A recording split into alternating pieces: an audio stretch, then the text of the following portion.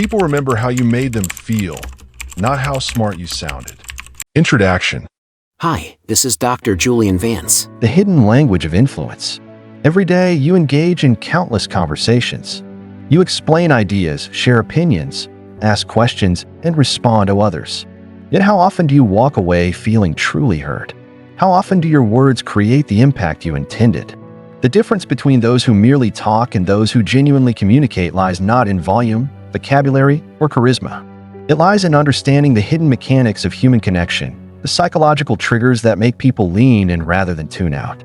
This book isn't about becoming a polished speaker or mastering presentation techniques. It's about discovering the art of intelligent communication, the ability to express your thoughts with such clarity and resonance that others don't just hear you. They understand, remember, and act upon your words. In the pages ahead, you'll uncover 10 fundamental principles that transform ordinary conversation into extraordinary influence. These aren't theoretical concepts, but practical tools forged through real human interaction and refined through countless conversations. Your voice has power. Your ideas have value. The question is, are you communicating them in a way that honors their potential? Let's begin. Chapter 1: The Mirror of Understanding. Reading your audience. Sarah walked into the conference room carrying months of research, detailed charts, and what she believed was a groundbreaking proposal. 30 minutes later, she walked out to polite applause and blank stares. Her presentation was technically perfect, but it landed like a stone in water, creating ripples that quickly disappeared. The problem wasn't her content. It was her approach. She had spoken to the room as if everyone shared her background, her priorities, and her perspective. She had forgotten the first rule of intelligent communication. Successful communication isn't about what you want to say. It's about what your audience needs to hear. The landscape of minds. Every person you encounter carries an invisible map of their world, their experiences, beliefs, fears, and desires. This internal landscape shapes how they receive, process, and respond to information. Intelligent communicators become skilled cartographers, learning to read these maps and adjust their message accordingly. Consider the difference between explaining a new software system to a group of veteran employees versus a team of recent graduates. The veterans might focus on efficiency and reliability, having seen countless systems come and go. The graduates might be excited about innovation and learning opportunities. The same message delivered the same way to both groups will resonate differently, or not at all. The 3 filters. Every audience processes information through 3 primary filters. The practical filter. How does this affect me? People want to understand the direct impact on their daily life, work, or goals. They're asking whether this information is relevant, useful, or actionable for their specific situation. The emotional filter. How does this make me feel? Beyond logic lies emotion, the feelings that drive decision-making. People respond to messages that acknowledge their frustrations, hopes, and values. The cognitive filter. How does this fit with what I already know? New information must connect with existing knowledge to be accepted. People resist ideas that seem to contradict their established worldview without proper bridging. The adaptation strategy. Intelligent communication requires real-time adaptation. Watch for these signals. Energy levels. Match your enthusiasm to the room. High energy with a tired audience feels jarring. Low energy with an excited group feels deflating. Communication style. Some people prefer direct, bullet point conversations. Others respond better to stories and examples. Pay attention to how they speak and mirror that style.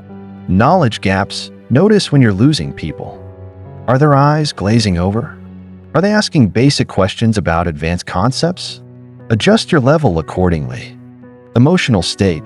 A frustrated team needs different communication than an optimistic one. Acknowledge their emotional reality before trying to shift it. The empathy advantage. The most powerful tool for reading your audience is empathy, not just understanding their perspective intellectually, but feeling what they feel. When you genuinely care about your audience's experience, several things happen. You naturally adjust your language to be more accessible. You anticipate their questions and address them proactively. You speak with authenticity that people can sense and trust. Empathy isn't weakness, it's strategic intelligence. It allows you to craft messages that don't just inform but resonate, creating the emotional and intellectual conditions for true understanding. The preparation ritual. Before any important conversation, ask yourself, Who am I speaking to, and what matters most to them? Were they likely thinking or feeling about this topic? What questions or concerns might they have? How can I frame my message to connect with their priorities? What examples or language will feel most relevant to their world? This preparation isn't about manipulation, it's about respect. It demonstrates that you value your audience enough to speak their language rather than forcing them to speak yours. The mirror effect. When you truly understand your audience and adapt your communication accordingly, something remarkable happens. They begin to see you as someone who gets it, someone who understands their world. This creates trust, opens minds, and transforms you from someone talking at them to someone talking with them. The mirror of understanding reflects back not just comprehension, but connection. And connection is where all meaningful communication begins. Chapter 2. The Power of Precision, Crafting Clear Messages. Marcus was brilliant. His colleagues knew it, his boss knew it, and his clients, well, they often left meetings more confused than when they arrived. Despite his expertise, Marcus struggled with a common problem. He confused complexity with intelligence, mistaking elaborate explanations for clear communication. The turning point came during a client presentation when a CEO stopped in mid-sentence and said, "Marcus, I'm sure you know what you're talking about, but I have no idea what you just said." That moment of uncomfortable silence taught Marcus a vital lesson. Intelligence isn't about showing how much you know. It's about how clearly you can share what matters. The clarity crisis. We live in an age of information overload.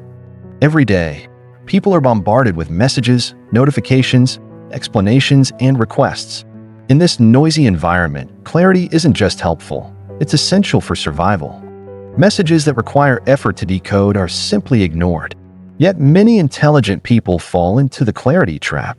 They believe that complex ideas require complex explanations, that sophisticated thinking demands sophisticated language.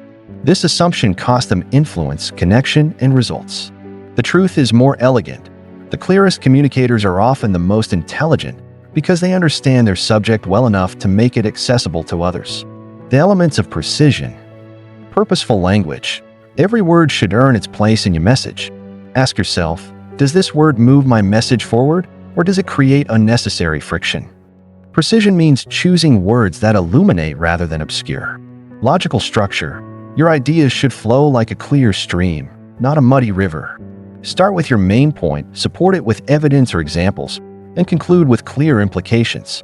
When people can follow your logic effortlessly, they're more likely to accept your conclusions. Concrete examples. Abstract concepts live in the realm of theory. Concrete examples bring them into the real world. Instead of saying we need to improve efficiency, say we need to reduce the time it takes to process customer orders from 3 days to 1 day. Active voice. Passive voice creates distance and confusion. Mistakes were made is vague and evasive. I made a mistake is clear and accountable. Active voice makes your communication more direct and trustworthy. The editing mindset. Great communication is rarely achieved in the first draft. It emerges through refinement. Develop the habit of mental editing as you speak. Eliminate filler words like, basically, and sort of dilute your message. They signal uncertainty and distract from your content. Replace them with confident pauses or simply remove them entirely. Cut redundancy. Don't say the same thing multiple ways unless you're emphasizing a critical point. Repetition for emphasis is powerful. Repetition from habit is annoying. Choose specific over general. Sales increased significantly is less powerful than sales increased by 23%. The meeting ran long is weaker than the meeting lasted 2 hours instead of 1. Specificity creates credibility. The simplicity test. Before delivering any important message, apply the simplicity test. Can a 12-year-old understand the core idea? Could someone repeat the main point after hearing it once? Are there any words that could be replaced with simpler alternatives without losing meaning? Does every sentence serve the central message? This test isn't about dumbing down your ideas. It's about clearing away the obstacles that prevent your ideas from reaching their full impact. The paradox of expertise. The more expert you become in any field, the more you risk losing touch with how beginners think about that subject. You develop what psychologists call the curse of knowledge, the inability to remember what it was like not to know something. Combat this curse by remembering your learning journey. Recall what confused you when you were starting out. What questions did you have? What analogies helped you understand? Testing with novices. Regularly explain your ideas to people outside your field. The questions will reveal gaps in your clarity. Using bridge concepts. Connect new ideas to concepts your audience already understands. Cloud computing is like renting storage space instead of buying a warehouse. The power of pause. Silence is a clarity tool that many overlook. Strategic pauses. Give your audience time to process important points. Signal that what you just said matters.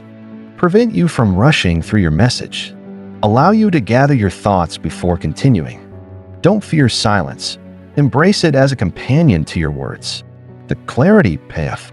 When you master the art of clear communication, several things happen. People trust you more because your transparency suggests honesty. They remember your messages because clarity creates lasting impressions. They act on your ideas because clear requests generate clear responses. Most importantly, they respect your intelligence, not because you use impressive words, but because you made complex ideas feel simple and actionable. Marcus learned this lesson well. 6 months after that uncomfortable client meeting, he received a promotion. The reason? His new ability to translate complex technical concepts into clear business language. He had become smarter. He had become clearer. And in the world of communication, clarity is the highest form of intelligence. Chapter 3: The Silent Conversation, Mastering Active Listening. Jennifer prided herself on being a good listener. During meetings, she nodded attentively, maintained eye contact, and waited for others to finish speaking before offering her thoughts. Yet she consistently found herself surprised by her colleagues' reactions to her responses, reactions that suggested she had missed something important.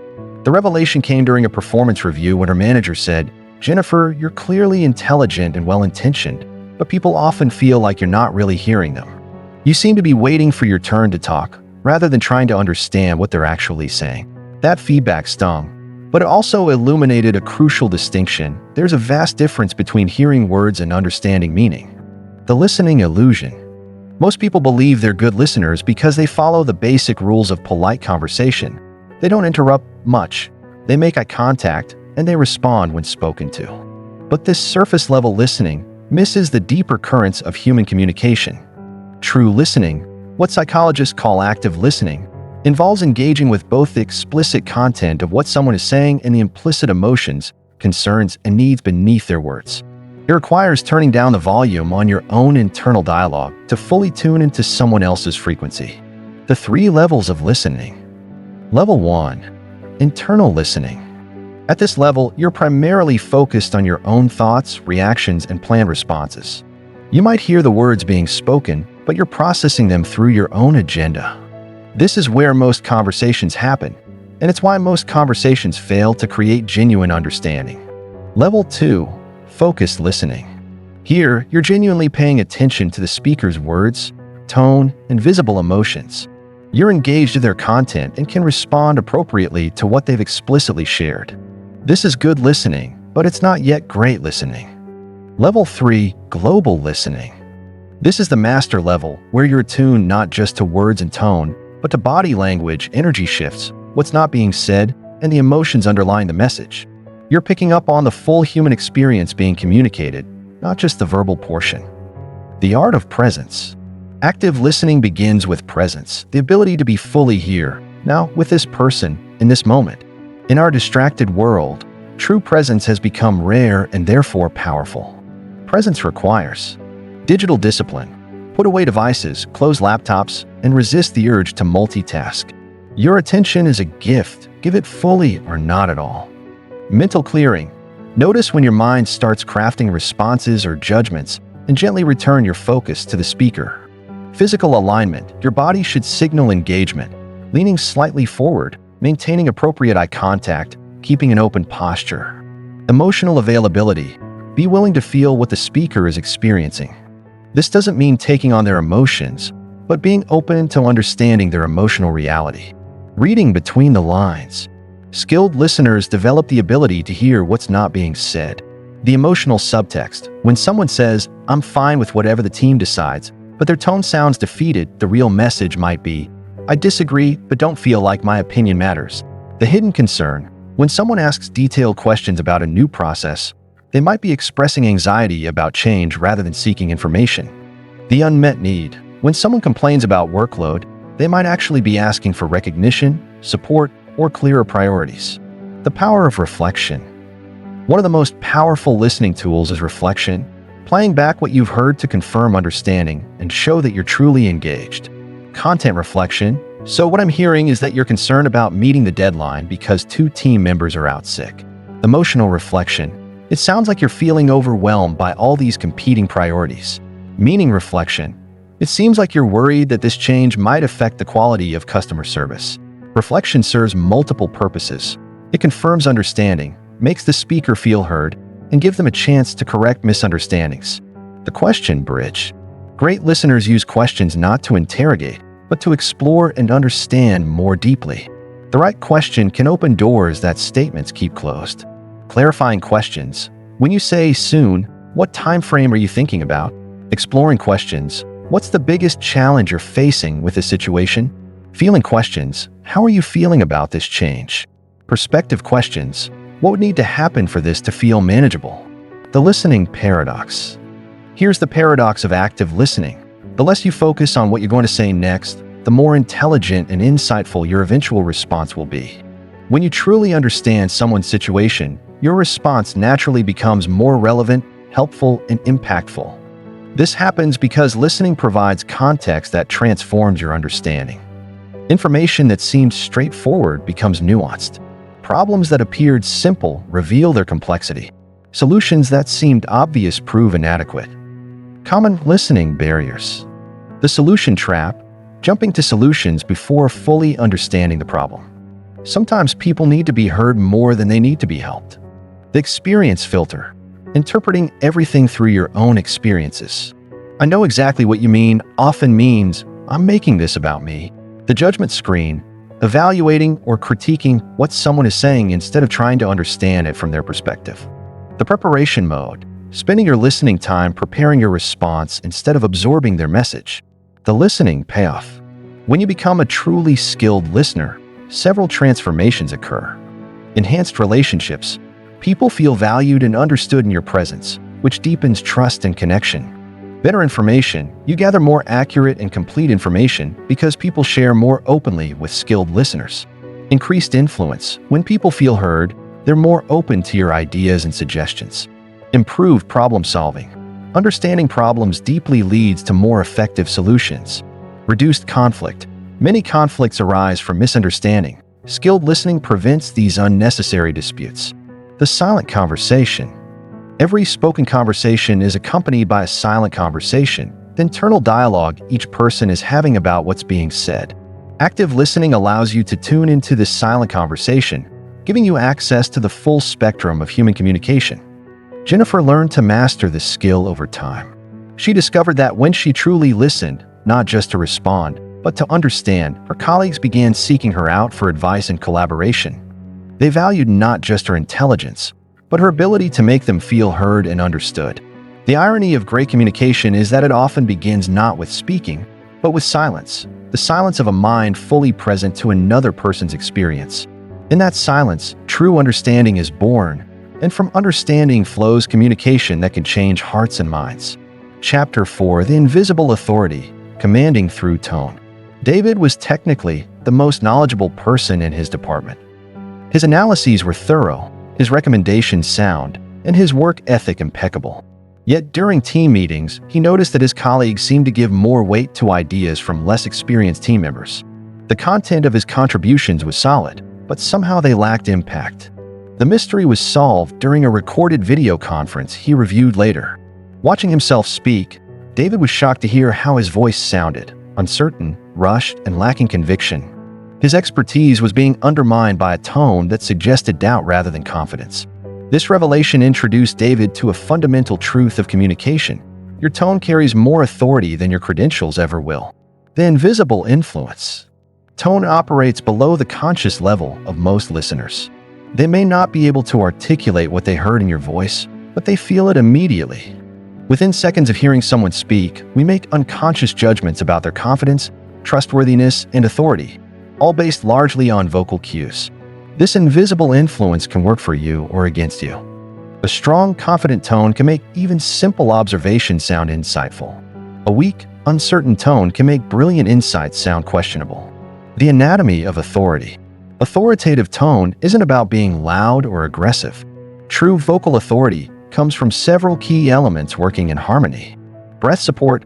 Confident speakers breathe from their diaphragm, giving their voice fullness and stability. Shallow chest-based breathing creates thin, reedy tones that signal nervousness or uncertainty. Controlled pace. Authority speaks at a measured pace, not rushed, which suggests anxiety, nor overly slow, which can sound condescending.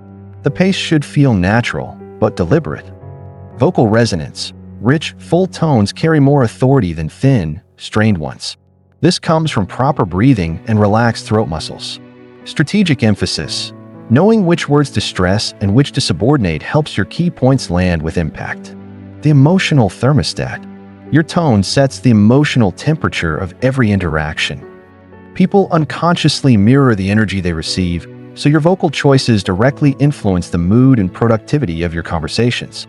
Calm under pressure. When situations become tense, a steady, measured tone can diffuse emotion and restore focus. Your voice becomes an anchor that helps others regain composure. Appropriate energy. Match your energy to your message and your audience. Excitement about a new opportunity should sound different from concern about a serious problem. Consistent warmth. Even when delivering difficult messages, maintaining underlying warmth prevents your tone from becoming cold or hostile. The power of pause. One of the most underutilized tools in vocal authority is the strategic use of silence. Pauses serve multiple purposes. Emphasis. A pause before or after an important point signals its significance and gives listeners time to absorb it. Control. Taking a moment before responding shows thoughtfulness and prevents reactive communication. Confidence. Comfortable silence suggests you're secure enough not to fill every moment with words. Pacing. Pauses provide natural breaks that help listeners follow your thoughts more easily. Many people fear silence and rush to fill it, which actually diminishes their authority. Learning to be comfortable with pauses transforms your communication from anxious to confident. The volume trap. A common misconception is that authority requires volume, speaking louder to command attention. In reality, the relationship between volume and authority is more nuanced. Appropriate volume. Your voice should be easily heard without being overwhelming. The right volume fits the space and situation. Dynamic range. Varying your volume strategically can create emphasis and maintain interest. Sometimes speaking more softly can actually increase attention. Controlled power. True vocal power comes from breath support and resonance, not from shouting. A well-supported voice carries even at moderate volumes. Reading the room. Skilled communicators adjust their tone in real time based on their audience's response. Audience engagement. If people seem distracted or disinterested, subtle changes in pace or energy can recapture attention. Emotional state. The tone that works with an excited team might be completely wrong for a group dealing with difficult news. Cultural context. Different environments call for different tonal approaches. What sounds confident in one setting might seem arrogant in another. The practice of presence. Developing authoritative tone requires physical and mental presence. Physical grounding. Stand or sit with good posture. Your physical foundation affects your vocal foundation. Mental clarity. When you're clear about your message, your voice naturally becomes more focused and confident. Emotional regulation. Managing your internal emotional state prevents anxiety or anger from undermining your vocal authority. Common tone destroyers. Several habits can undermine even the most knowledgeable speaker. Uptalk, ending statements with rising intonation as if asking a question, suggests uncertainty about your own ideas. Filler words, like, and similar fillers create verbal clutter that weakens your message. Rush delivery, speaking too quickly can make you sound nervous or desperate to finish. Monotone, flat, unchanging tone suggests disinterest and makes it hard for listeners to maintain attention. Volume drops. Letting your voice fade at the ends of sentences makes you seem less confident about your conclusions. The tone-content connection. Your tone should always serve your content, not compete with it. The most powerful combination occurs when your vocal delivery perfectly matches your message. Conviction. When you truly believe in what you're saying, your tone naturally reflects that conviction. Authenticity. Forced or artificial tones are quickly detected and undermine trust. Consistency. Your tone should remain reliable across different situations, creating a sense of dependability. The development process. Building authoritative tone is like strengthening a muscle. It requires consistent practice and attention. Self-awareness. Record yourself speaking and listen critically. What do you hear? What impression would this voice make on you? Breathing exercises. Practice diaphragmatic breathing to support fuller, more controlled vocal tones. Pace training. Read aloud at various speeds to find your optimal pace for different types of content. Feedback loop. Ask trusted colleagues about your vocal presence and be open to their observations. The authority advantage. When David learned to master his tone, the change in his professional life was remarkable. The same ideas that had been overlooked before were suddenly seen as valuable insights. His recommendations carried weight. His presence in meetings became more significant. The content of his communication hadn't changed, his delivery had, and that delivery transformed how others perceived not just his ideas, but his competence, confidence, and leadership potential. Your voice is an instrument of influence that you carry with you into every interaction. When you learn to play that instrument with skill and intention, you don't just communicate your ideas, you command attention and respect for them. The invisible authority of tone can elevate ordinary words into extraordinary influence. Master it, and watch how the world responds to you differently. Chapter 5: The Living Message, Using Stories to Connect. Rebecca had all the data. Her presentation included compelling statistics, clear charts, and logical arguments for why her company should invest in the new customer service training program. The executive team listened politely, asked a few technical questions, and ultimately decided to table the discussion for now. 3 months later, Rebecca watched a colleague successfully secure funding for a similar initiative. The difference? Where Rebecca had presented data, her colleague had told a story about a customer named Maria who had called the company in tears after a frustrating experience, and how proper training could have transformed that interaction into loyalty. The executives didn't just understand the colleague's proposal, they felt it. And that emotional connection made all the difference. The story-wired brain. Human beings are story creatures. For thousands of years, before written language existed, we preserved and transmitted knowledge through stories. Our brains are literally wired to process narrative information more effectively than abstract data. When you hear a story, multiple areas of your brain activate simultaneously.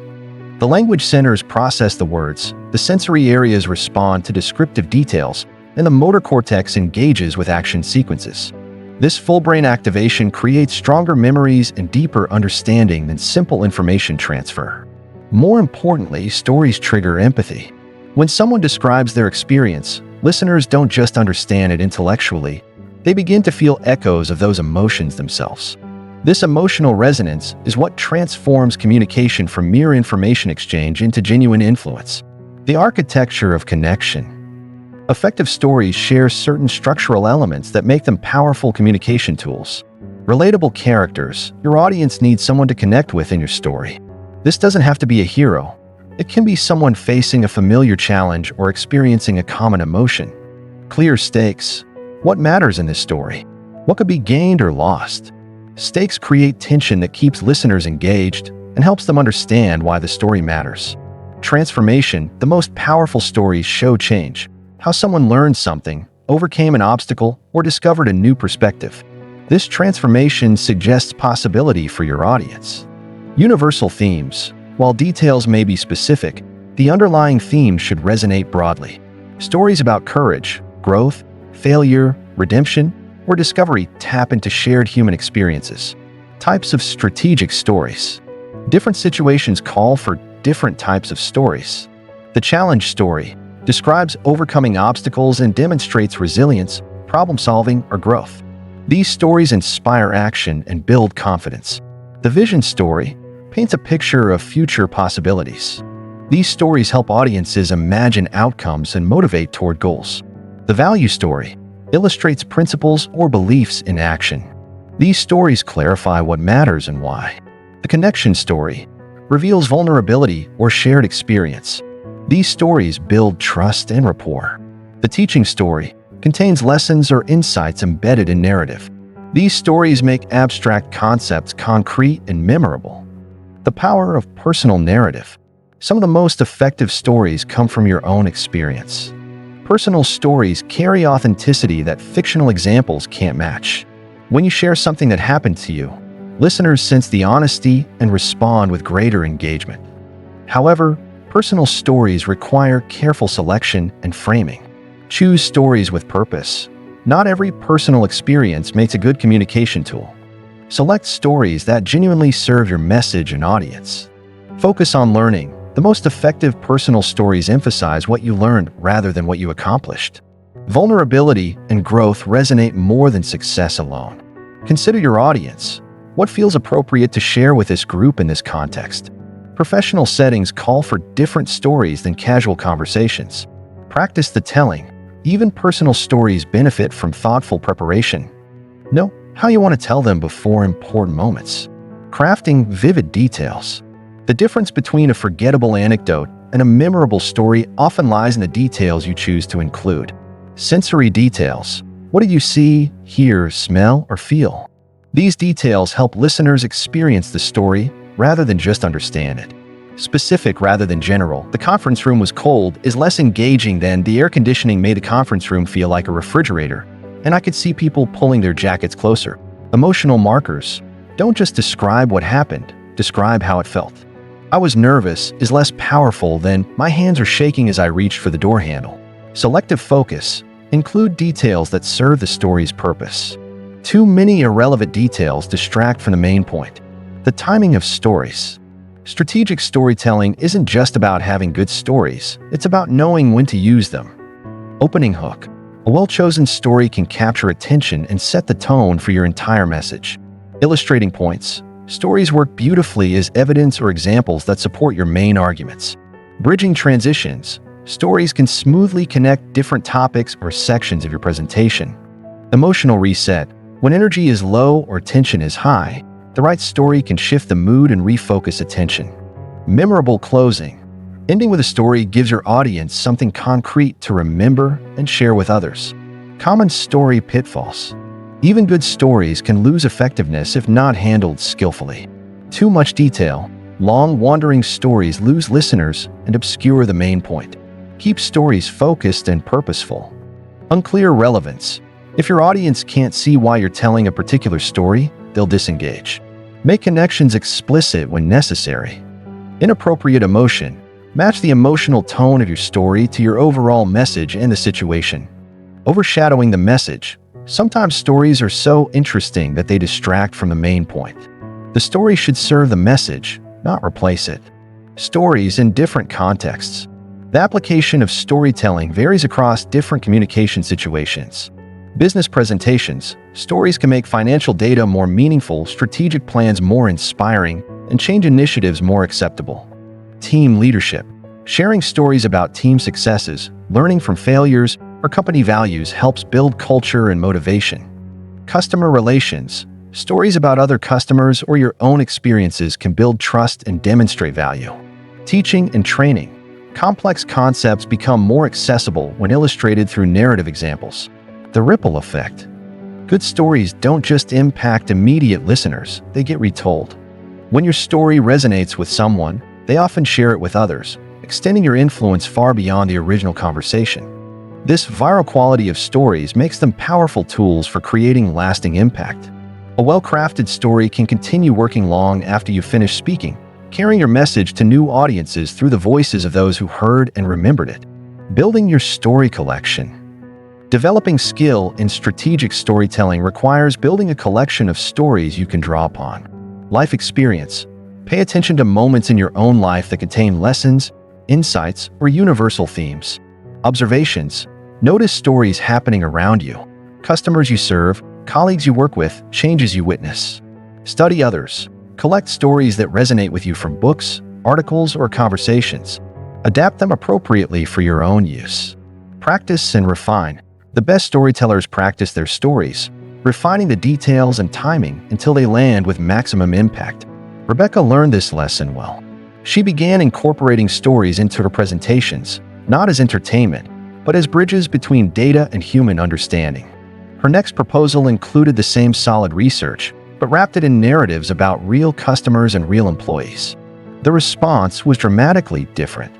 The executives didn't just approve her proposal, they asked her to lead the implementation. The data had remained the same, but the stories had transformed dry information into compelling truth. Your ideas deserve to be heard, understood, and acted upon.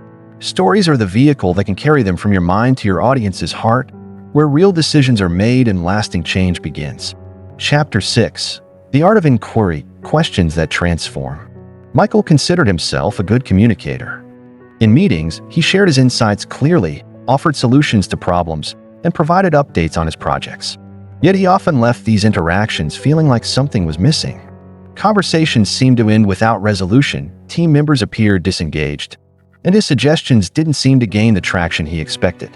The shift came when Michael attended a workshop led by a facilitator who rarely made statements, but whose questions guided the group to profound insights. Michael realized he had been focused on having answers when he should have been learning to ask better questions. That realization transformed not just his communication style, but his entire approach to leadership and collaboration. The hidden power of questions. Most people think of questions as requests for information, ways to fill gaps in knowledge or clarify confusion. But strategic questions serve a far more powerful purpose. They create thinking. When you make a statement, you share your thinking with others. When you ask a thoughtful question, you invite others to think alongside you. This invitation transforms passive listeners into active participants and turns one-way communication into collaborative exploration. The right question at the right moment can shift perspectives and open new possibilities, uncover hidden assumptions that limit progress, help people discover their own solutions which they're more likely to implement, build engagement and ownership in conversations, deepen relationships by showing genuine interest in others' thoughts and experiences. The levels of inquiry. Not all questions are created equal. Understanding the different types of questions and their purposes allows you to choose the right tool for each situation.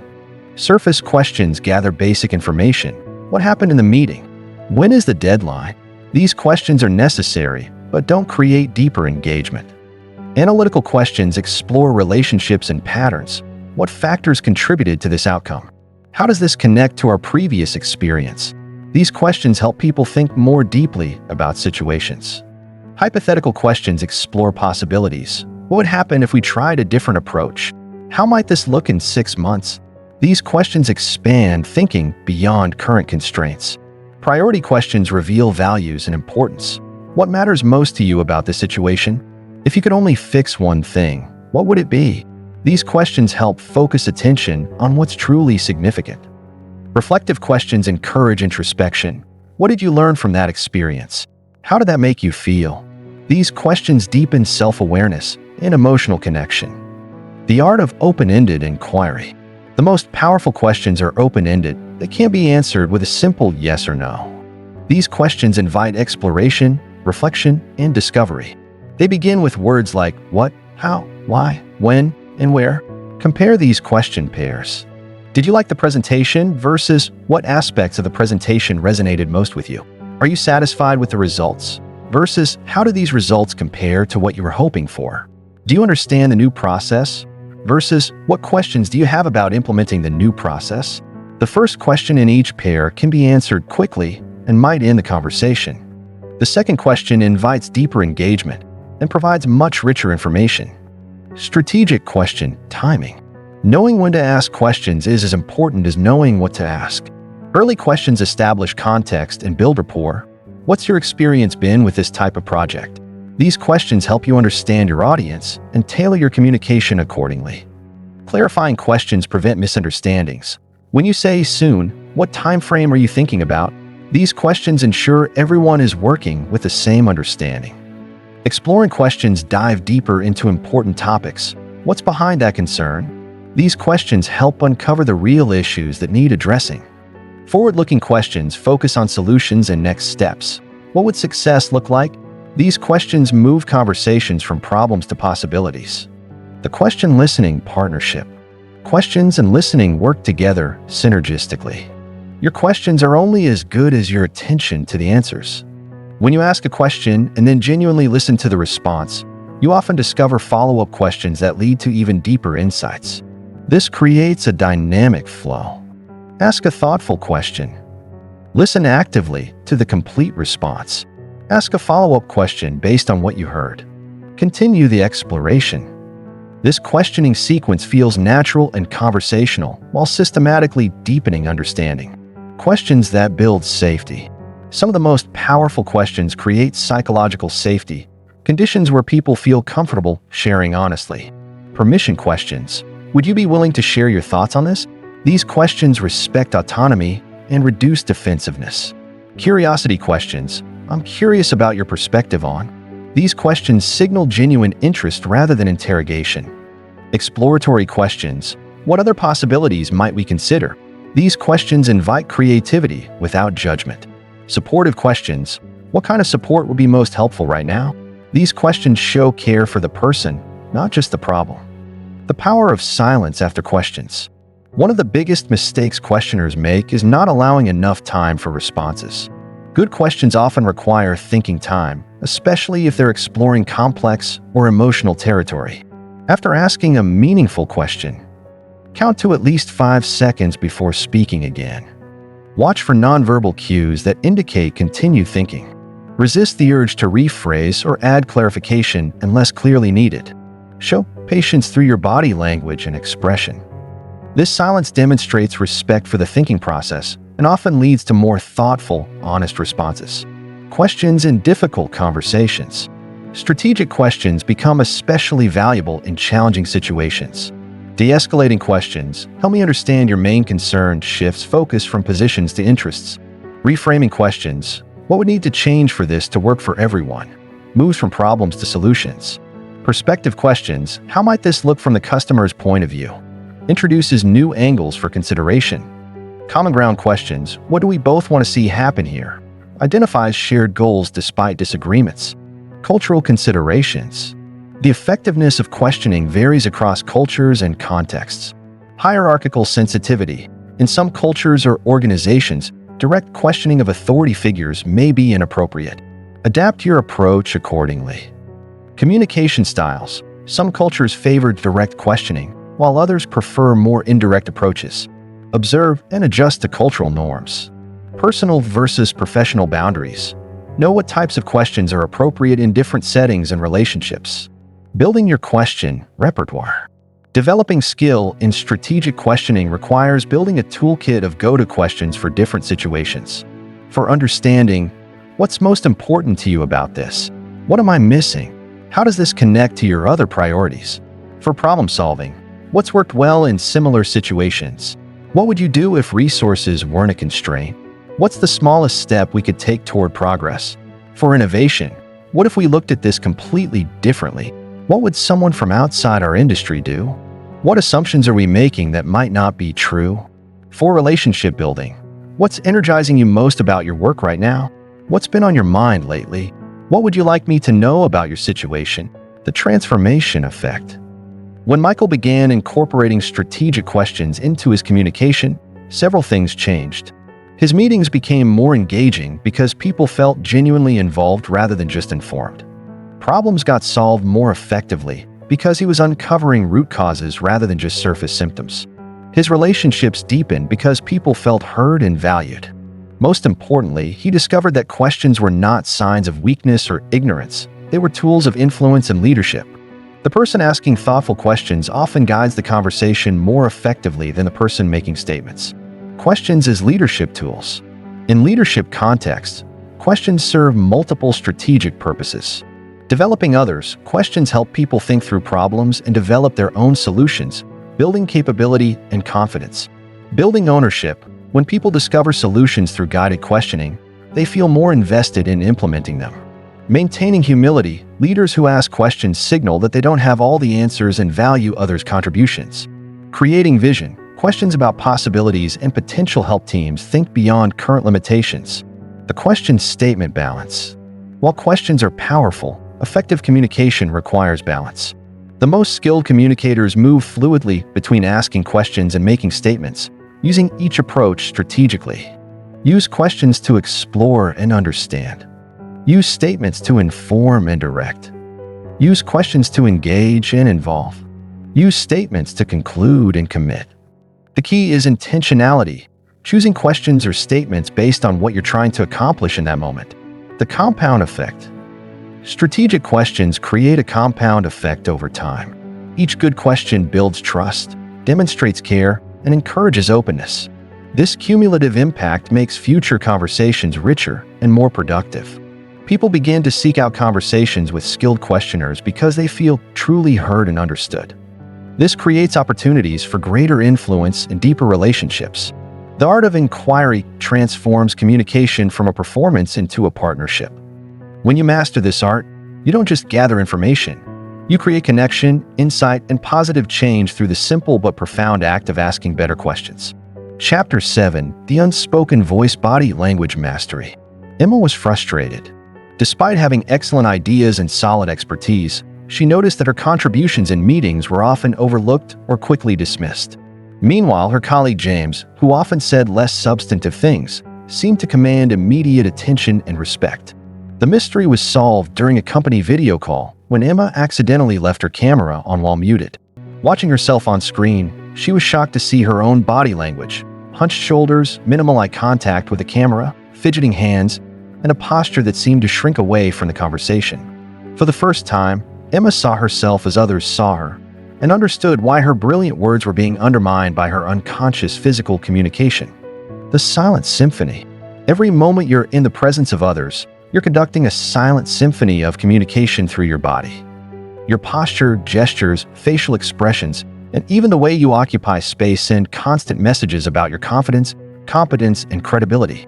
Research suggests that up to 55% of communication impact comes from body language, with only 7% coming from the actual words spoken. This means that no matter how intelligent your ideas or eloquent your speech, your physical presence largely determines how those ideas are received. The challenge is that most body language operates below conscious awareness, both for the sender and the receiver. You may not realize you're communicating uncertainty through your posture, and your audience may not consciously notice, but they'll feel the impact nonetheless. The foundation, posture, and presence. Your posture is the foundation of your physical communication. It's the first thing people notice, and the constant backdrop against which all your other nonverbal communication plays out. Grounded stance. Whether standing or sitting, imagine roots growing from your feet into the ground. This mental image creates physical stability that others perceive as confidence and reliability. Open chest. A lifted chest creates an impression of openness and confidence. Collapsed or hunched postures suggest defensiveness or insecurity. Aligned spine. Good posture isn't rigid, it's aligned. Your head should sit naturally above your shoulders above your hips. This alignment projects competence without tension. Relaxed shoulders. Tension in the shoulders, often pulled up toward the ears, signals stress or anxiety. Conscious shoulder relaxation immediately improves your presence. The window of connection, eye contact. Eyes truly are windows to connection and communication. Appropriate eye contact builds trust, shows confidence, and creates emotional bonds with your audience. The engagement balance. Too little eye contact suggests discomfort or dishonesty. Too much feels aggressive or invasive. Aim for natural, comfortable connection that feels like genuine interest. The triangle technique. In one-on-one conversations, let your gaze naturally move between their eyes and mouth, creating a soft triangle of attention that feels conversational rather than staring. Group dynamics. When speaking to groups, move your attention around the room, making brief eye contact with individuals to create connection while avoiding the trap of focusing on just one or two people. Cultural awareness. Eye contact norms vary significantly across cultures. Adjust your approach based on cultural context and individual comfort levels. The language of hands. Your hands are powerful communication tools that can either enhance or detract from your message. Purposeful gestures. Use hand movements that support and illustrate your words. Gestures should feel natural and connected to your content, not choreographed or forced. Open palms. Visible. Open palms suggest honesty and openness. Hidden hands in pockets, behind back, or under tables can create subtle feelings of distrust. Controlled movement. Fidgeting, pin clicking, or repetitive movements distract from your message and signal nervousness or impatience. Size and space. The size of your gestures should match your environment and audience. Intimate conversations call for smaller gestures. Presentations to large groups benefit from broader movements. Facial expressions. the emotional conductor. Your face conducts the emotional symphony of your communication, setting the tone and guiding others' emotional responses. Authentic alignment. Your facial expression should match your message. Smiling while delivering serious news creates confusion and undermines credibility. Microexpressions. Brief, often unconscious facial expressions reveal true emotions even when you're trying to maintain a neutral face. Developing awareness of these can improve your authenticity. Active engagement. Your face should show that you're present and engaged. A blank or distracted expression suggests disinterest, even if you're listening intently. Cultural sensitivity. Facial expression norms vary across cultures. What seems friendly in one culture might appear inappropriate in another. Spatial communication, proxemics. How you use and move through space communicates volumes about your confidence, respect for others, and social awareness. Personal space respect. Understand and honor personal space boundaries. Standing too close creates discomfort. Staying too far suggests disengagement. Territorial awareness. Be mindful of how you occupy shared spaces. Spreading materials across a conference table or taking up excessive space can be perceived as dominance or inconsideration. Movement with purpose. When you move during presentations or conversations, make it purposeful. Random pacing distracts. Intentional movement can emphasize points and maintain engagement. Environmental adaptation. Adjust your physical communication to fit the environment. What works in a casual coffee shop meeting differs from formal boardroom dynamics. The mirroring effect. Humans naturally mirror each other's body language when they feel connected and comfortable. Understanding this phenomenon allows you to build rapport. Subtly matching others' posture, gesture style, or energy level can increase feelings of connection and trust. Read engagement. Notice when others begin mirroring your body language. It often indicates agreement or engagement with your message. Avoid over-mirroring. Obvious or excessive mirroring feels manipulative. Keep it subtle and natural. Energy and presence management. Your physical energy significantly impacts how others perceive and respond to you. Matching energy levels. Read the room and adjust your physical energy appropriately. High energy in a low energy environment can feel jarring. Low energy when excitement is called for seems inadequate. Sustainable intensity. Maintain appropriate energy throughout your communication. Starting strong and fading creates a poor lasting impression. Recovery and reset. Learn to quickly reset your physical presence when you notice tension, fatigue, or other factors affecting your body language. Common body language mistakes. Awareness of common pitfalls helps you avoid undermining your verbal communication. The closed position, crossed arms, turned away body, or other closed postures create barriers to connection. The distraction display. Checking phones, shuffling papers, or other activities while someone speaks signals disrespect or disinterest. The anxiety advertisement. Visible nervous habits broadcast insecurity and distract from your message. The power play. Overly dominant body language, excessive space-taking, aggressive postures can alienate rather than influence. Digital body language. In our increasingly digital world, understanding virtual body language becomes crucial. Camera positioning.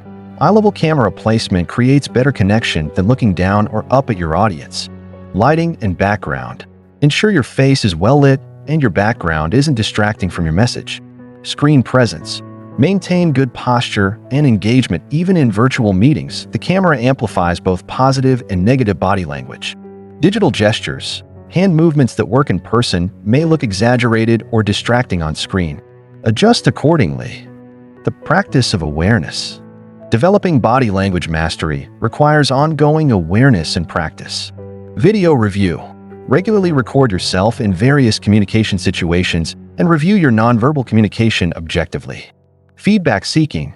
Ask trusted colleagues or friends for honest feedback about your physical presence and its impact. Mindful check-ins. Throughout the day, pause to notice your posture, facial expression, and physical tension. Make adjustments as needed. Environment practice. Practice your body language in different settings to understand how context affects your physical communication. The window of connection, eye contact. Eyes truly are windows to connection and communication. Appropriate eye contact builds trust, shows confidence, and creates emotional bonds with your audience. The engagement balance. Too little eye contact suggests discomfort or dishonesty. Too much feels aggressive or invasive.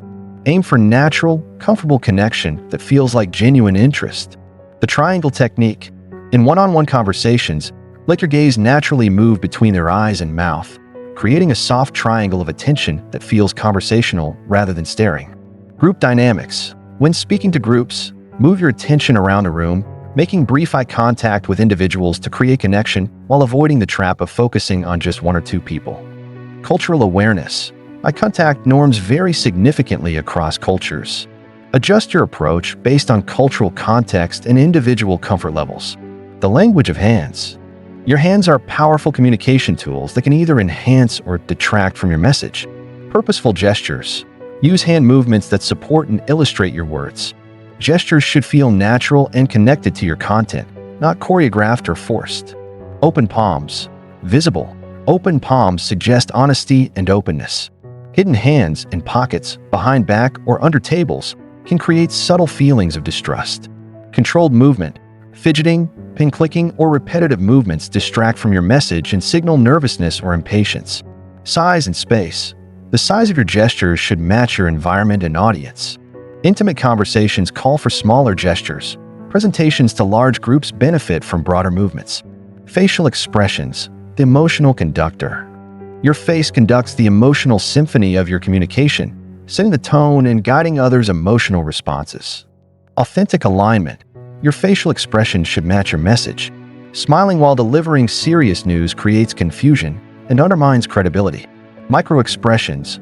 Brief, often unconscious facial expressions reveal true emotions even when you're trying to maintain a neutral face. Developing awareness of these can improve your authenticity. Active engagement. Your face should show that you're present and engaged. A blank or distracted expression suggests disinterest, even if you're listening intently. Cultural sensitivity. Facial expression norms vary across cultures. What seems friendly in one culture might appear inappropriate in another. Spatial communication, proxemics. How you use and move through space communicates volumes about your confidence, respect for others, and social awareness. Personal space respect. Understand and honor personal space boundaries. Standing too close creates discomfort. Staying too far suggests disengagement. Territorial awareness. Be mindful of how you occupy shared spaces. Spreading materials across a conference table or taking up excessive space can be perceived as dominance or inconsideration. Movement with purpose. When you move during presentations or conversations, make it purposeful. Random pacing distracts. Intentional movement can emphasize points and maintain engagement. Environmental adaptation. Adjust your physical communication to fit the environment. What works in a casual coffee shop meeting differs from formal boardroom dynamics. The mirroring effect. Humans naturally mirror each other's body language when they feel connected and comfortable. Understanding this phenomenon allows you to build rapport. Subtly matching others' posture, gesture style, or energy level can increase feelings of connection and trust. Read engagement. Notice when others begin mirroring your body language. It often indicates agreement or engagement with your message. Avoid over-mirroring. Obvious or excessive mirroring feels manipulative. Keep it subtle and natural. Energy and presence management. Your physical energy significantly impacts how others perceive and respond to you. Matching energy levels. Read the room and adjust your physical energy appropriately. High energy in a low energy environment can feel jarring. Low energy when excitement is called for seems inadequate. Sustainable intensity. Maintain appropriate energy throughout your communication. Starting strong and fading creates a poor lasting impression. Recovery and reset. Learn to quickly reset your physical presence when you notice tension, fatigue, or other factors affecting your body language. Common body language mistakes.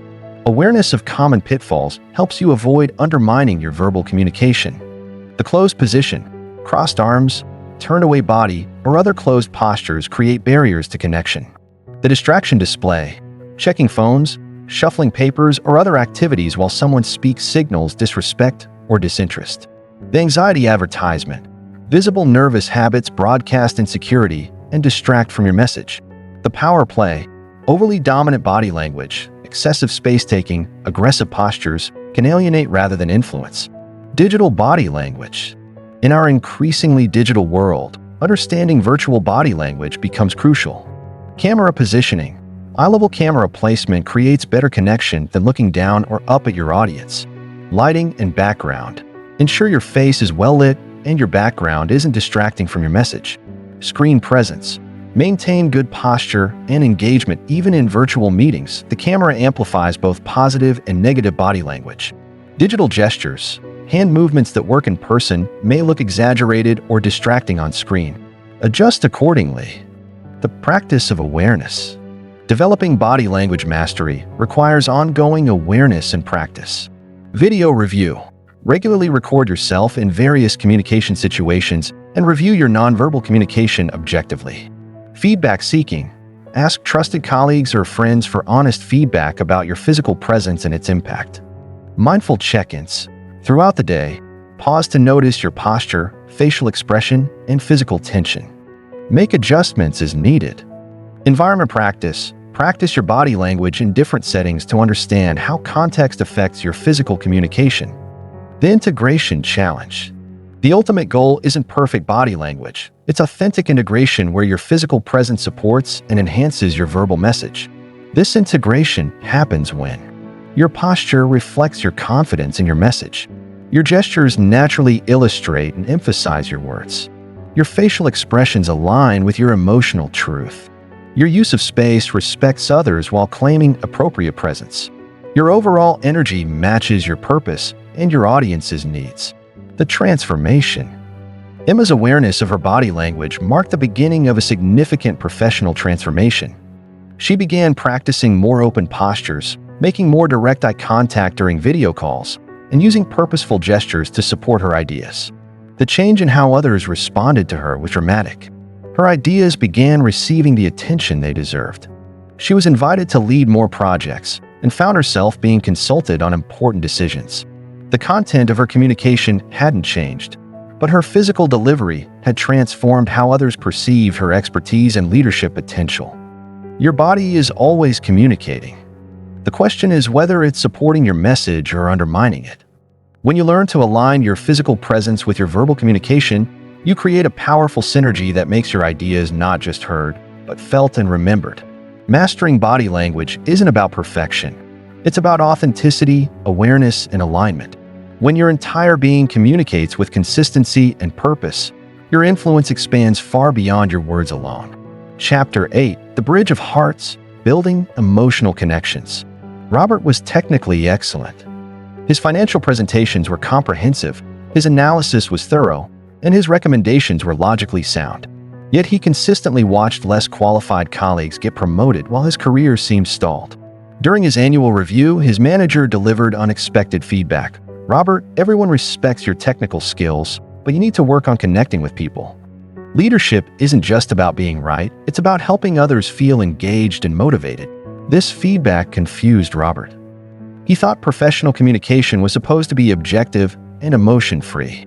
The idea of deliberately building emotional connections seemed almost inappropriate in a business context. But as Robert began paying attention to the colleagues who seemed to have natural influence, he noticed something important. They didn't just share information, they made people feel something. And those feelings created lasting impact that pure logic never could. The primacy of emotion. Despite our culture's emphasis on rationality, human beings are fundamentally emotional creatures who use logic to justify decisions their hearts have already made. Neuroscience research confirms that emotions aren't obstacles to good decision-making. They're essential components of it. When you build emotional connections in your communication, people remember your message longer because emotion enhances memory formation. They're more likely to act on your recommendations because emotional engagement drives action. They develop trust and loyalty because emotional connection creates relationship. They become advocates for your ideas because they feel personally invested in them. The most influential communicators understand that logic informs, but emotion transforms. The elements of connection. Emotional connection in communication isn't about manipulation or artificial emotion. It's about authentic human-to-human contact that acknowledges the full person, not just their professional role. Genuine interest, true emotional connection begins with authentic curiosity about others as complete human beings. This means caring about their challenges, aspirations, and experiences beyond immediate work requirements. Shared vulnerability. When you appropriately share your own struggles, failures, or uncertainties, you create space for others to be equally human. This mutual vulnerability builds trust and relatability. Empathetic response. Emotional connection requires the ability to feel with others, to understand their perspective not just intellectually, but emotionally. This doesn't mean taking on their emotions, but recognizing and acknowledging them. Values alignment. People connect most deeply when they sense shared values or purposes. Finding and highlighting common ground creates powerful bonds. The language of emotion. Building emotional connections requires expanding your communication vocabulary beyond purely informational language. Feeling words. Instead of saying the project didn't go well, try, I was disappointed by how the project turned out. This acknowledges the emotional reality of the situation. Personal pronouns. We creates inclusion. I shows ownership. You demonstrates focus on the other person. Choose pronouns intentionally to build connection. Sensory language. Words that engage the senses create more vivid and emotionally engaging communication. The pressure was crushing is more impactful than there was significant pressure. Story language. Narrative language naturally engages emotion. Let me tell you about what happened invites emotional participation in ways that here are the facts cannot. The power of presence. Emotional connection requires full presence, bringing your complete attention and authentic self to each interaction. Undivided attention. In our distracted world, giving someone your complete attention is a gift that creates immediate emotional impact. Put away devices, clear mental distractions, and be fully present. Emotional availability. Being present means being open to feeling what's happening in the moment, whether it's excitement, frustration, hope, or concern. Your emotional availability invites others to be equally open. Responsive flexibility. Emotional connection requires adapting to the emotional reality of each situation. The approach that works in a celebration is different from what's needed during a crisis. Reading emotional undercurrents. Skilled communicators develop the ability to sense and respond to emotions that may not be explicitly expressed. Vocal cues, tone, pace, and inflection often reveal emotions that words might hide. A flat tone might indicate discouragement. A quick pace might signal anxiety. Energy shifts. Notice when the energy in a conversation changes. These shifts often indicate emotional responses to what's being discussed. What's not said. Sometimes the most important emotional information exists in what people don't say. Pay attention to topics that are avoided or responses that seem incomplete. Body language. Physical cues often reveal emotional states more accurately than verbal communication. Tension, excitement, or withdrawal are typically visible before they're spoken. Emotional congruence. For emotional connections to feel authentic, your emotional expression must align with your genuine feelings. Internal awareness. You can't authentically connect with others' emotions if you're disconnected from your own. Develop awareness of your emotional responses and reactions. Honest expression. Don't fake emotions, but don't hide appropriate ones either. Professional doesn't mean emotionless, it means emotionally appropriate. Consistent authenticity. People quickly sense when emotional expressions are manufactured or manipulative. Authenticity creates trust. Fake emotion destroys it. Emotional bridges in different contexts. The application of emotional connection varies across different communication situations. Team leadership.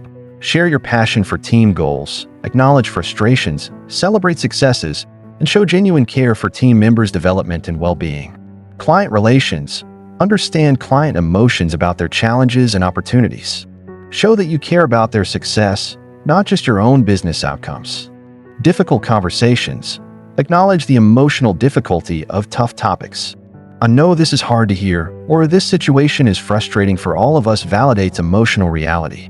Presentations. Connect your content to emotions your audience likely feels. If presenting budget cuts, acknowledge the anxiety this creates rather than pretending it's purely rational. The empathy advantage. Empathy, the ability to understand and share others' feelings, is perhaps the most powerful tool for building emotional connections. Perspective taking. Regularly ask yourself, how might this situation feel from their point of view? This mental shift opens emotional understanding. Emotional labeling. Help others identify and name their emotions. It sounds like you're feeling overwhelmed, or I can hear the excitement in your voice validates their experience. Proportional response. Match your emotional response to the situation's significance for the other person. What seems minor to you might be major to them, and vice versa. Common connection killers. Several communication habits consistently undermine emotional connection. Emotional dismissal, phrases like "don't take it personally" or "it's just business," invalidate others' emotional experiences. Premature problem solving. Jumping to solutions before acknowledging emotions often makes people feel unheard. Competitive storytelling. Responding to someone's experience with your own similar story shifts focus away from them. Emotional superiority. Suggesting that others are too emotional or should be more rational creates distance and judgment. Building emotional intelligence. Developing your ability to build emotional connections requires ongoing development of emotional intelligence. Self-awareness. Understanding your emotional patterns, triggers, and responses allows you to manage them more effectively in communication. Self-regulation. The ability to manage your emotions appropriately in different situations prevents your emotions from undermining your communication. Social awareness. Developing skill in reading others' emotions and understanding social dynamics improves your ability to connect. Relationship management. Using emotional awareness to build stronger, more effective relationships with others. The ripple effect. When you build genuine emotional connections in your communication, the effects extend far beyond individual conversations. Increase trust. People who feel emotionally connected to you are more likely to trust your judgment and follow your leadership. Enhanced influence. Emotional connections create influence that persists even when you're not present. People carry positive feelings about you into other situations. Stronger relationships. Professional relationships built on emotional connection tend to be more resilient, productive, and satisfying. Cultural impact. When you model emotionally intelligent communication, you influence others to do the same, creating more positive organizational culture. The professional balance. Building emotional connections in professional contexts requires understanding appropriate boundaries. Appropriate disclosure. Share enough of yourself to be relatable, but maintain professional boundaries and respect privacy. Contextual awareness. Different professional situations call for different levels of emotional engagement. Board meetings require different approaches than team brainstorming sessions. Mutual respect. Emotional connection should never feel forced or invasive. Respect others' communication preferences and comfort levels. The transformation. Robert's journey toward building emotional connections transformed his career trajectory. He began acknowledging the emotional aspects of business decisions, sharing appropriate personal challenges and victories, and showing genuine interest in his colleagues as complete people. The change was remarkable. His presentations became more engaging because people felt connected to him personally. His team became more motivated because they sensed his genuine care for their success. His relationships with clients deepened because they trusted him not just professionally, but personally. Robert discovered that emotional connection didn't make him less professional, it made him more effective. His technical skills remained important, but his ability to connect with people became the differentiator that elevated his career. Building emotional connections through communication isn't about becoming more emotional, it's about becoming more human. When you acknowledge and work with the emotional realities of human interaction, you don't just communicate more effectively. You create relationships and influence that can last a lifetime. The bridge of hearts you build through emotional connection becomes the pathway through which all your other communication travels.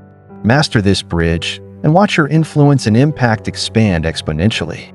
Chapter 9. The Authentic Self. Developing your unique voice. Maria had been copying other people's speaking styles her entire career. In college, she mimicked her confident roommates' animated gestures. During her first job, she adopted her boss's formal, measured tone. In presentations, she tried to channel the energy of dynamic speakers she admired on TED Talks. The result was communication that felt like an ill-fitting suit, technically correct but somehow wrong. Colleagues described her as professional but not memorable. She got positive feedback but rarely saw real engagement or enthusiasm from her audiences. The breakthrough came during a company retreat when Maria was asked to share a personal story about overcoming challenges. Forgetting her practice techniques, she simply spoke from the heart about growing up as the daughter of immigrant parents and learning to bridge two cultures. Her natural, unguarded communication style emerged, quieter than she thought she should be, more reflective than energetic, but deeply authentic. The response was electric. People approached her afterward to share their own stories and ask for advice. For the first time, Maria experienced the power of her authentic communication voice. The authenticity imperative. In a world full of polished presentations and practiced personas, authenticity has become both rare and powerful. People crave genuine human connection and can intuitively sense when communication is authentic versus manufactured. Your authentic voice isn't a style you develop, it's a truth you uncover. It's the way you naturally communicate when you're most comfortable, confident, and connected to your message. The challenge is learning to access and express this authentic voice consistently, especially in professional or high-pressure situations. Authenticity in communication doesn't mean sharing every thought or feeling without filter, ignoring professional norms or expectations, using casual communication in formal situations, avoiding preparation or skill development. Instead, authenticity means aligning your external expression with your internal truth while adapting appropriately to context and audience, discovering your natural patterns. Your authentic communication style already exists, you just need to recognize and develop it. Pay attention to when you communicate most naturally. Comfort zone conversations. How do you speak when you're with close friends or family discussing topics you care about? What energy, pace, and style feel most natural? Passion moments. Notice how you communicate when discussing subjects you're genuinely excited about.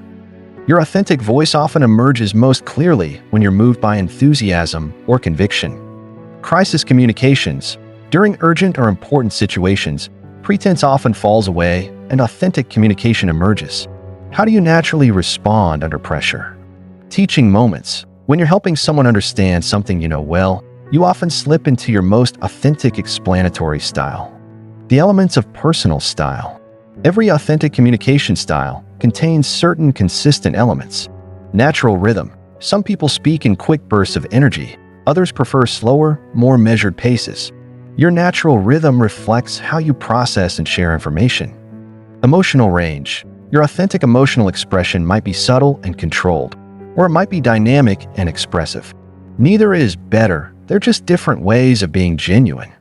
Relationship approach. Some authentic communicators are naturally inclusive and collaborative. Others are more direct and decisive. Your natural relationship style affects how you connect with audiences. Content preferences. You might naturally gravitate towards stories, data, concepts, or practical applications. Your authentic voice reflects your natural way of understanding and organizing information. Energy signature. Your authentic energy might be calm and steady, intense and focused, warm and inviting, or dynamic and inspiring. This energy signature becomes part of your communication fingerprint. The integration challenge. The goal isn't to communicate the same way in every situation. That'll be inflexible and potentially inappropriate. Instead, aim for authentic adaptation, adjusting your expression while maintaining your core authenticity. Professional authenticity.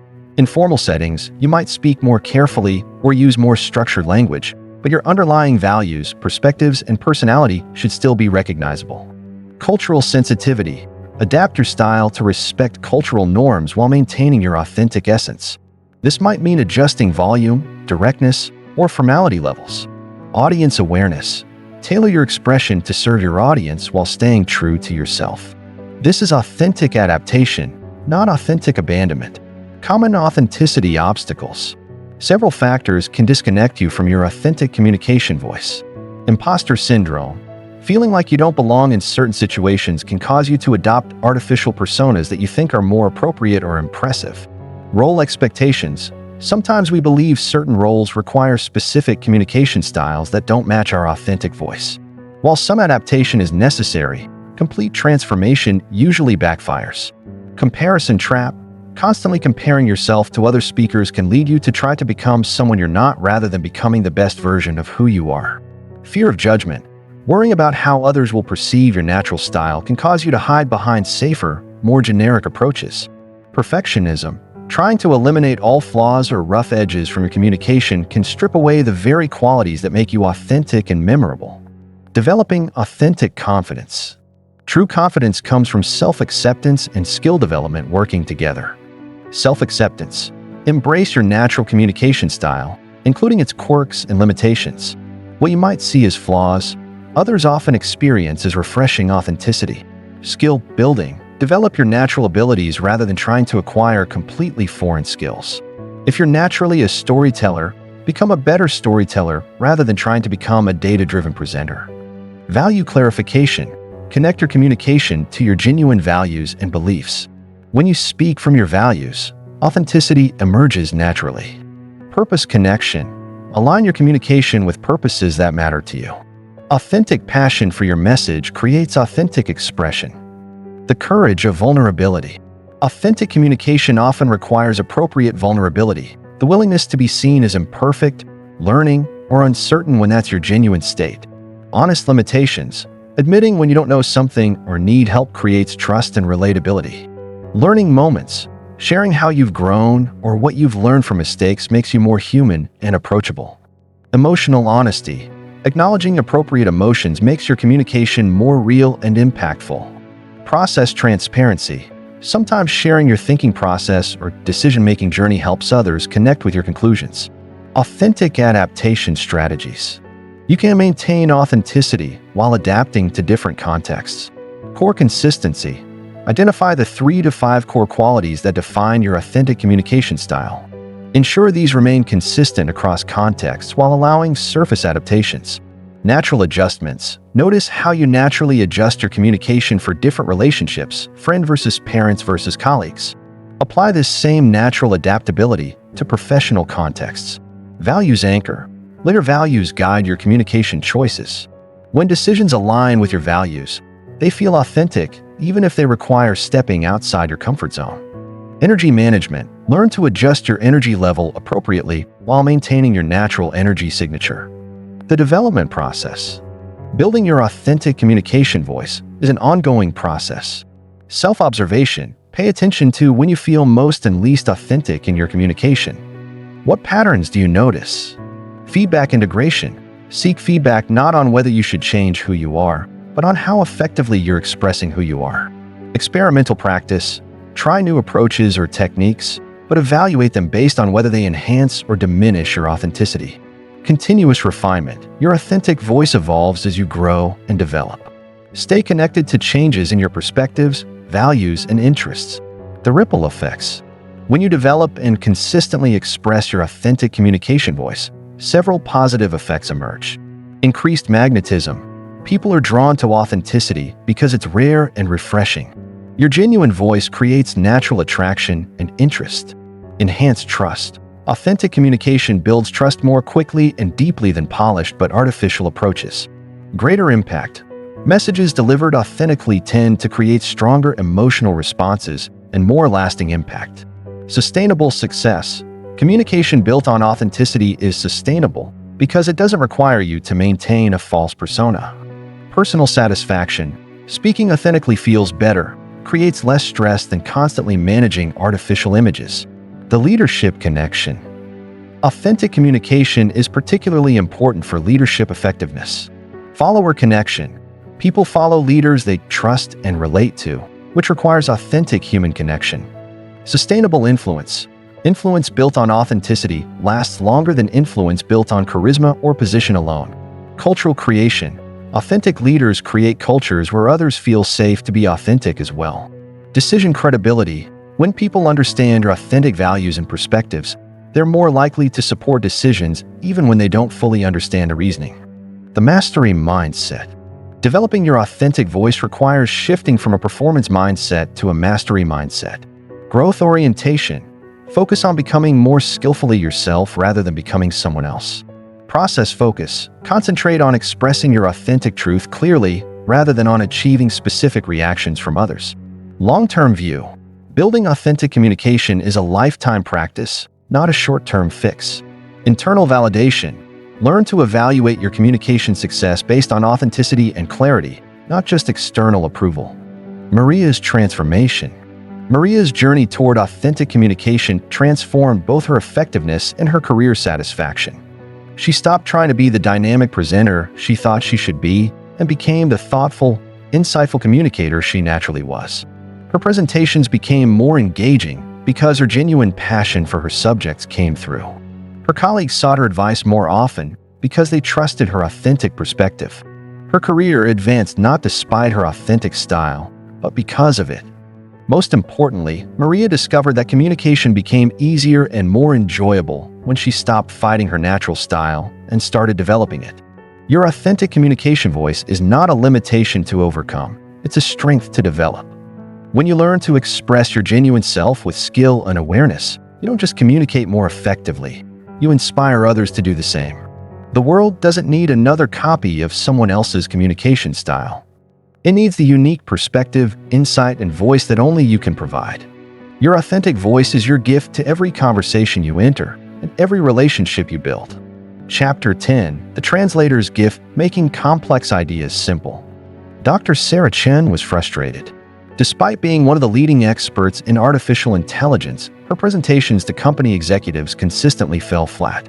She would spend weeks preparing comprehensive technical explanations, complete with detailed algorithms and implementation strategies, only to watch eyes glaze over and see polite but disengaged nodding. The turning point came during a casual conversation with her 7-year-old niece, who asked her what she did for work. Without thinking about technical accuracy or professional terminology, Sarah found herself explaining AI as teaching computers to think like humans so they can help us solve problems. Her niece's eyes lit up with understanding and excitement. That moment taught Sarah a profound lesson. The ability to make complex ideas simple isn't about dumbing down your intelligence. It's about demonstrating the highest form of understanding. The complexity trap. We live in an era of unprecedented specialization. Experts in every field develop sophisticated vocabularies, intricate frameworks, and nuanced understanding that can take years to master. This expertise is valuable and necessary, but it creates a communication challenge. How do you share deep knowledge with people who don't share your specialized background? Many experts fall into the complexity trap, the assumption that complex ideas require complex explanations. They believe that simplifying their message somehow diminishes their expertise or fails to capture important nuances. This assumption costs them influence, impact, and the opportunity to create meaningful change with their ideas. The reality is counterintuitive. The deepest understanding often enables the simplest explanations. When you truly grasp something, you can identify its essence and express that essence in ways others can understand and use. The essence principle. Every complex idea has an essential core, a fundamental truth that gives it meaning and power. The skill of simplification lies in identifying this essence and finding ways to communicate it without losing its integrity. This process requires distillation, separating the essential from the merely important. What is the one thing your audience must understand for your idea to be valuable to them? Translation, converting specialized language into commonly understood terms without losing accuracy or meaning. Bridging, connecting new concepts to ideas your audience already understands and accepts. Prioritization, determining what information is necessary for understanding versus what is interesting but not crucial. The power of analogy. Analogies are among the most powerful tools for making complex ideas accessible. They work by connecting unfamiliar concepts to familiar experiences, creating instant understanding and emotional connection. Effective analogies share several characteristics. Familiar reference point. They use concepts your audience already knows and understands well. Structural similarity. The relationship between elements in your analogy mirrors the relationship between elements in your complex idea.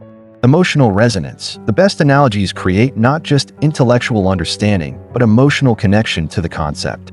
Scalable detail. Good analogies can be expanded with more detail if needed or kept simple for quick understanding. Consider how these analogies make complex concepts accessible. The internet as an information superhighway. Computer memory as storage boxes in a warehouse. Blockchain as a digital ledger that everyone can see, but no one can erase. Machine learning as teaching computers through examples, like teaching a child to recognize animals. The story structure. Stories provide natural frameworks for organizing complex information in memorable ways. When you structure complex ideas as narratives, you tap into the human brain's natural storytelling processing systems. The problem story. Present the complex idea as a solution to a relatable problem. Imagine you're trying to find a specific book in a library with millions of books but no organization system. The journey story. Frame the complex process as a journey with clear steps, obstacles, and destinations. When data enters our system, it begins a journey through 3 main checkpoints. The discovery story. Present your complex idea as the result of investigation or experimentation. Scientists wondered what would happen if they could make materials that were only 1 atom thick. The transformation story shows how the complex concept changes something familiar into something better. Traditional farming could feed a family, but what if we could help crops grow faster, stronger, and with less water? The layered approach.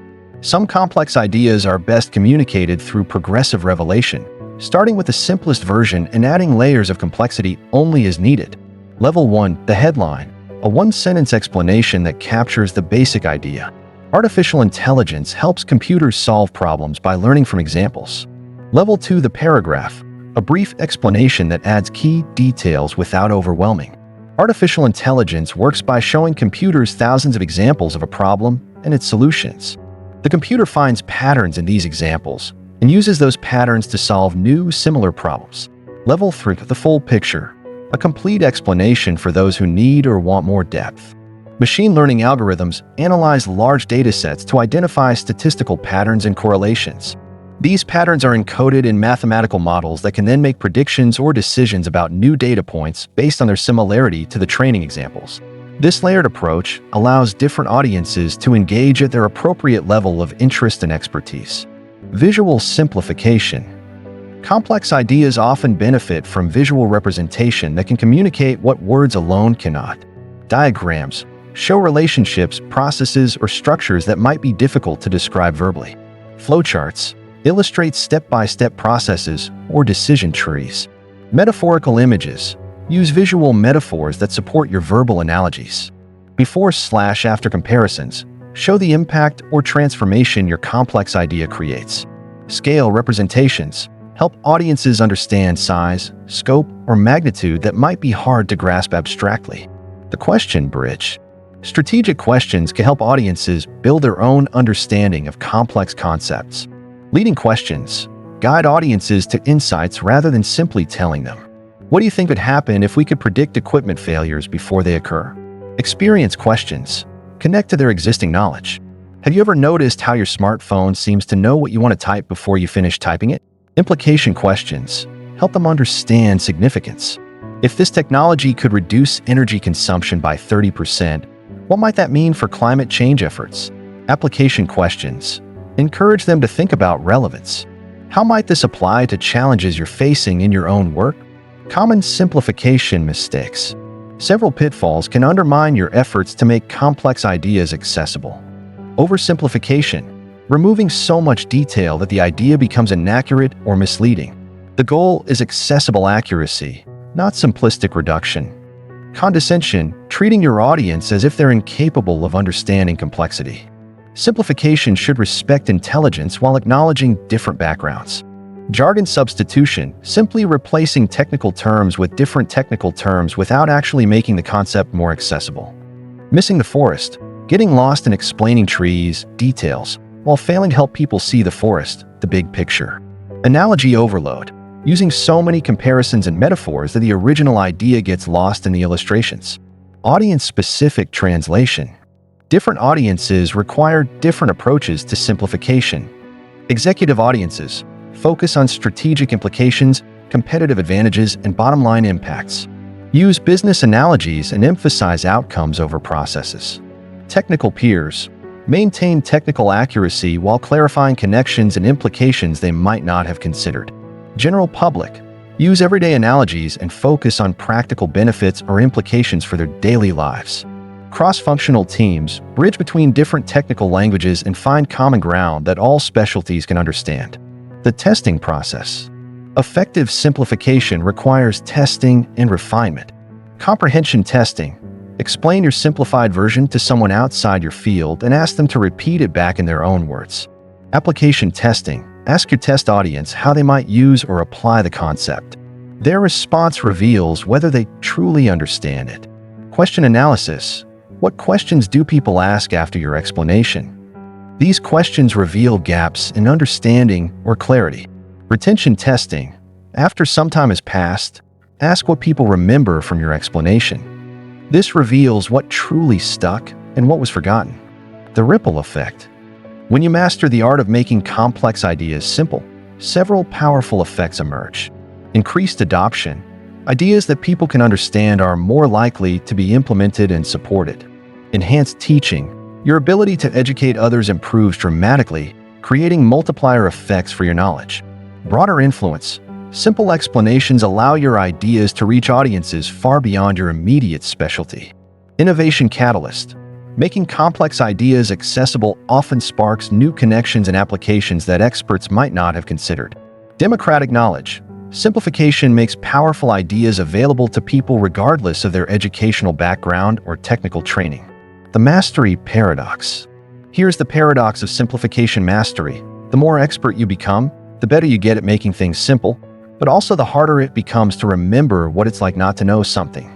Combat this curse of knowledge by regularly explaining your ideas to non-experts, remembering your own learning journey and what confused you initially, testing your explanations with diverse audiences, staying curious about how others understand and misunderstand your field, building your translation skills.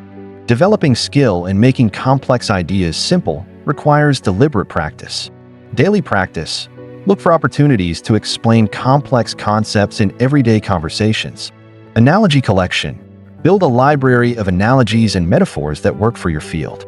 Audience study. Spend time understanding how different audiences think and what they care about. Feedback seeking.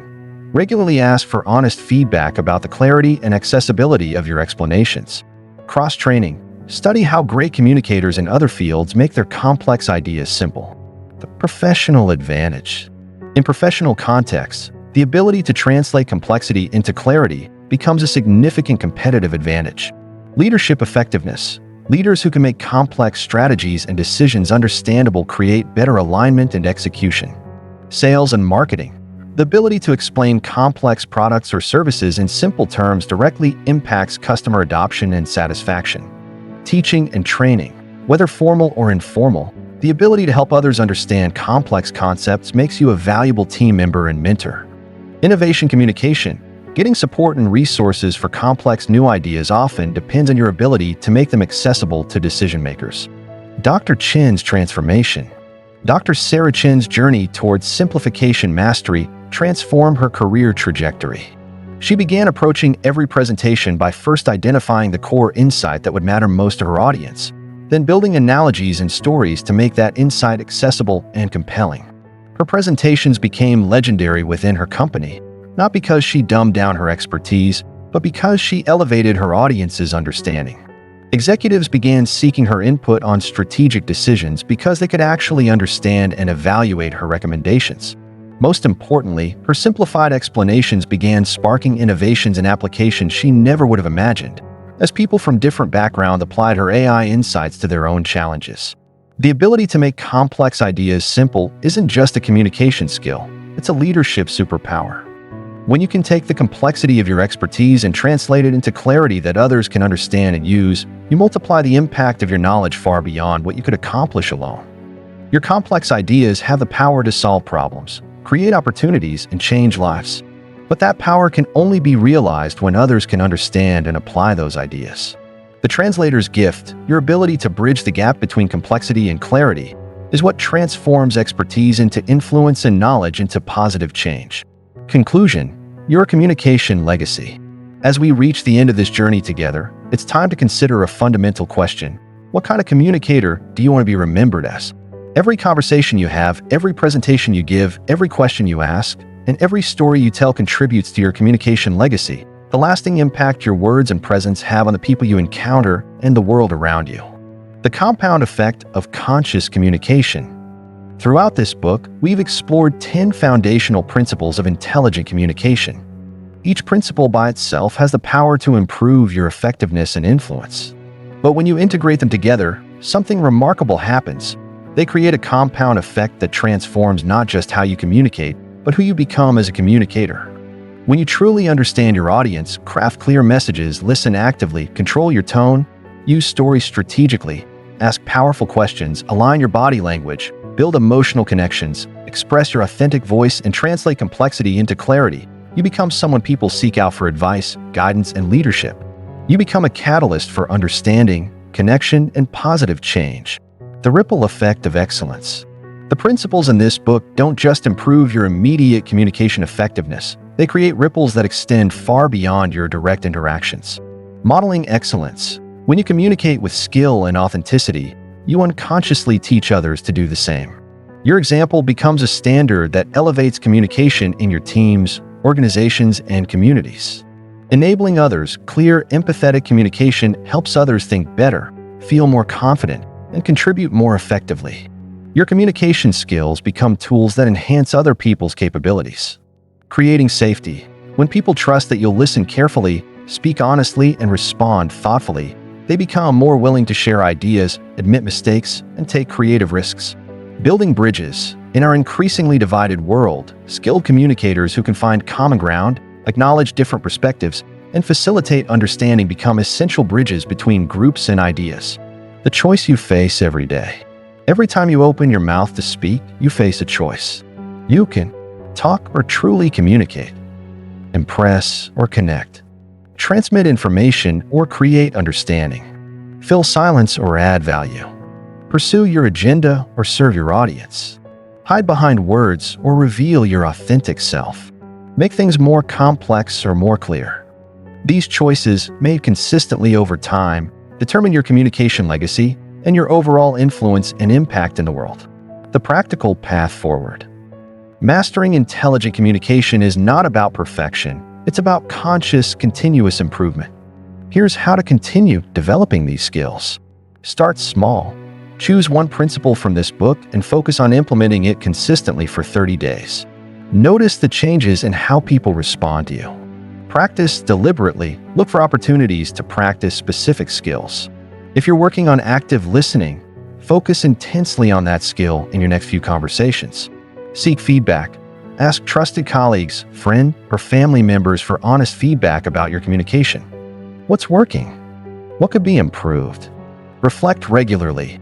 After important conversations or presentations, spend a few minutes reflecting on what went well and what you could do differently next time. Study continuously. Pay attention to communicators you admire. What makes them effective? How can you adapt their techniques to fit your authentic style? Be patient. Communication mastery develops over years, not days. Be patient with yourself while maintaining commitment to growth. The deeper purpose. Ultimately, developing your communication skills serves a purpose far greater than personal success or professional advancement. In a world increasingly divided by misunderstanding, polarization, and information overload, skilled communicators become agents of connection, clarity, and positive change. When you can help others feel heard and understood, you reduce conflict and build collaboration. When you can make complex ideas accessible, you democratize knowledge and enable innovation. When you can speak with authenticity and empathy, you create the trust necessary for meaningful progress on important challenges. Your communication skills become tools for creating the kind of world you want to live in, one where people understand each other better, work together more effectively, and solve problems more creatively. The legacy question. Years from now, when people remember their interactions with you, what will they recall? Will they remember someone who made them feel heard and valued, helped them understand important concepts, inspire them to think differently or take action, created safety for honest conversation, bridged differences and built connections, communicated with both intelligence and humanity? The answer to these questions will be your communication legacy. Your journey continues. This book ends, but your journey as a communicator continues with every conversation you have. You now have the tools and understanding to make that journey intentional and impactful. Remember that every expert was once a beginner, and every master was once a student. Your commitment to conscious improvement in your communication skills is itself a form of leadership. It demonstrates your dedication to connecting more effectively with the world around you. The principles in this book work, but only if you work with them. Take what resonates, adapt what serves your authentic style, and practice consistently. Your future self, and everyone who will benefit from your improved communication, will thank you for the effort you invest today. Your voice matters. Your ideas have value. Your ability to communicate them clearly, authentically, and powerfully can create positive change that extends far beyond anything you can currently imagine. The world needs more people who can communicate with intelligence, empathy, and skill. The world needs communicators who can bridge differences, clarify confusion, and inspire action. The world needs you. At your most articulate, authentic, and influential. Your communication legacy starts now. What will you make it? End of book.